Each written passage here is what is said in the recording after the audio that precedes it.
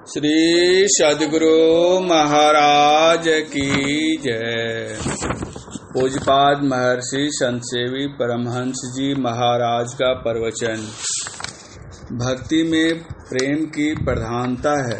इस प्रवचन का दूसरा भाग। पहले के प्रवचन पाठ में हमने सुना था, यह शरीर क्या है? क्षण भंगुर नाशवान है। शरीर में रहने वाली आत्मा अजर अमर अविनाशी है। उसकी पहचान करो।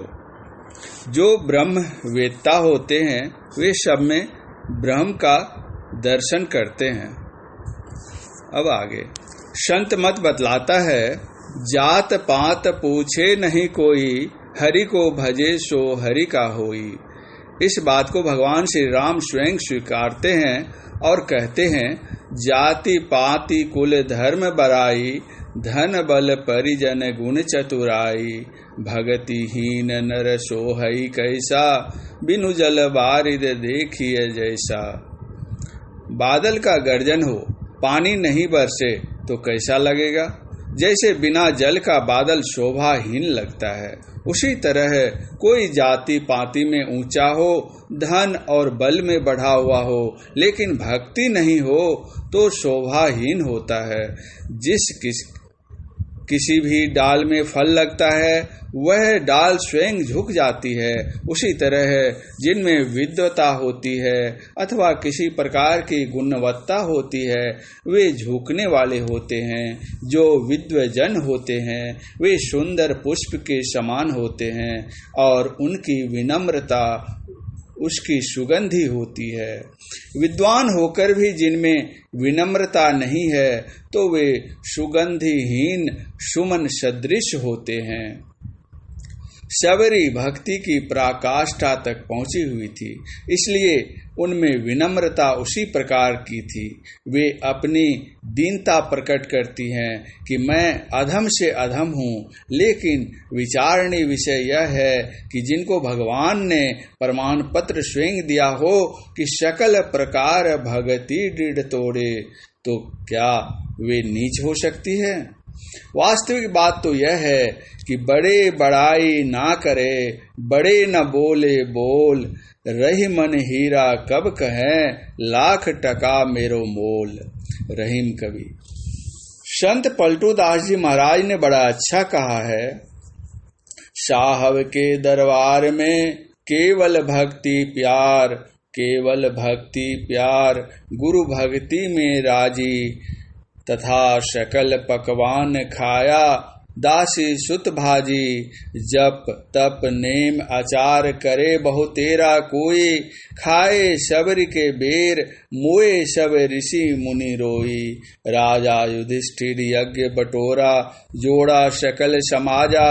मर्दा सबका मान, स्वपच बिन घंट न बाजा।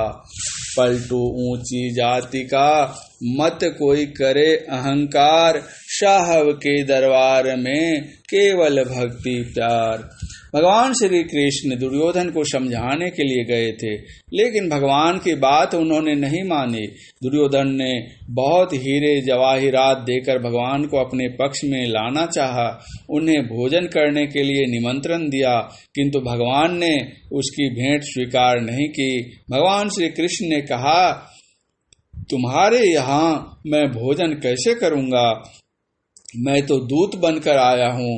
दूत जिस उद्देश्य को लेकर आता है, उसके पूरा होने पर वह भोजन करता है। मैं जिस उद्देश्य को लेकर आया था, वह उद्देश्य पूरा नहीं हुआ, तुम्हारे यहाँ कैसे भोजन करूं? दुर्योधन के मन में आया, पांडवों को उस्काने वाला उसका पक्षधर यही है, इसको यहाँ बांध लिया जाए तो सब पांडव ठंडे पड़ जाएंगे। उन लोगों ने श्री कृष्ण को बांधने की चेष्टा की। भगवान तो भगवान ही थे। उन्होंने अपना विराट रूप दिखलाया और कहा, बांधो इसको। कैसे बांधते हो? इसको तो यशोदा माई ने प्रेम की रस्सी से बांधा था, तुम किससे बांधोगे? भगवान वहां से विदुर जी के यहाँ आते हैं और उनका शाक ग्रहण करते हैं। संत कबीर साहब कहते हैं, मोहि भावे ला भगति भिलिनिया के, राजा जी आए योगी जी आए, घंटा बजोलन डोमिनिया के, मोहि भावे ला भगति भिलिनिया के। कहते कहते अंत में उन्होंने कहा, कहे कबीर सुनो भाई साधो, हम हूँ तहई जोल्हनिया के। हाँ, प्रसंग यह था कि भगवान श्री राम शबरी को 9 प्रकार की भक्ति बतलाते हैं। शबरी तो सभी प्रकार की भक्ति में पूर्ण थी ही, लेकिन उनको माध्यम बनाकर भगवान ने हम लोगों को उपदेश दिया है। वे कहते हैं, प्रथम भगति संतन कर संगा। पहली भक्ति संतों का संग है। संतों के संग से क्या होता है?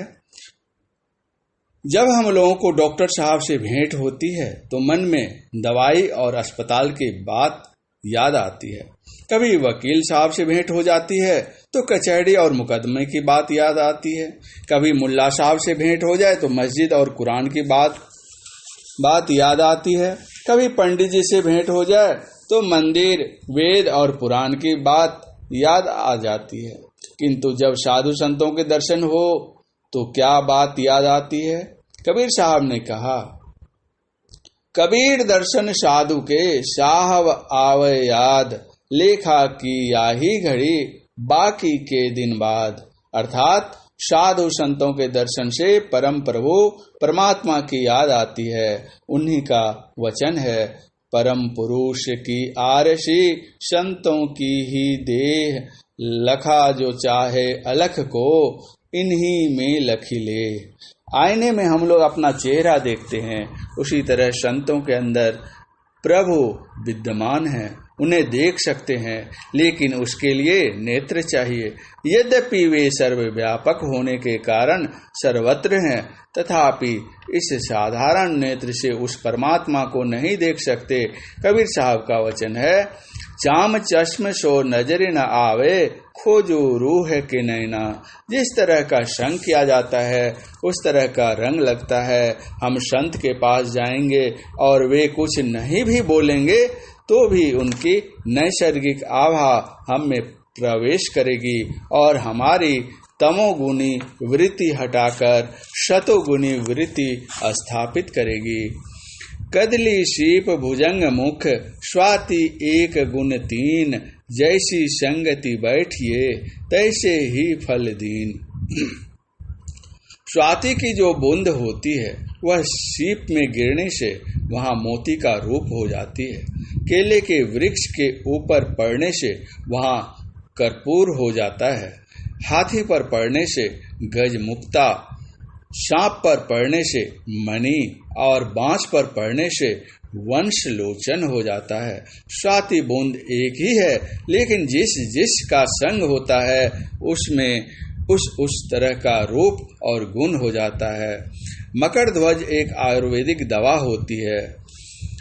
उसको शहद के साथ खाने से जो गुण होगा, घी के साथ उसका दूसरा गुण हो जाता है, मक्खन के साथ खाने से तीसरा और दही के साथ सेवन करने से चौथा गुण हो जाता है। अर्थात अनुपान भेद से गुण भेद हो जाता है। इसी प्रकार अगर हम संतों का संग करेंगे तो संतों का रंग लगेगा। परिणाम क्या होगा? संत तुलसी साहब ने कहा, जब रंग संग अपन आली री अंग सत मत सब मरे। यानी हमारा मन जो विश्वों में दौड़ता रहता है, संतों के संग से इसकी चंचलता दूर हो जाती है।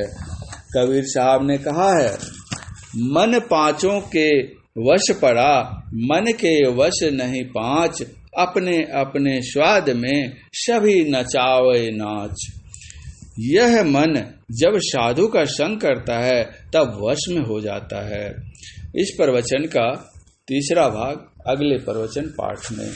पूज्यपाद महर्षि संत सेवी परमहंस जी महाराज का यह प्रवचन दिनांक 9/4/2002 ईस्वी को अखिल भारतीय संत मत सत्संग के 91वें वार्षिक महाधिवेशन कटिहार में अपराह्न कालीन सत्संग के शुभ अवसर पर हुआ था। श्री सद्गुरु महाराज की जय।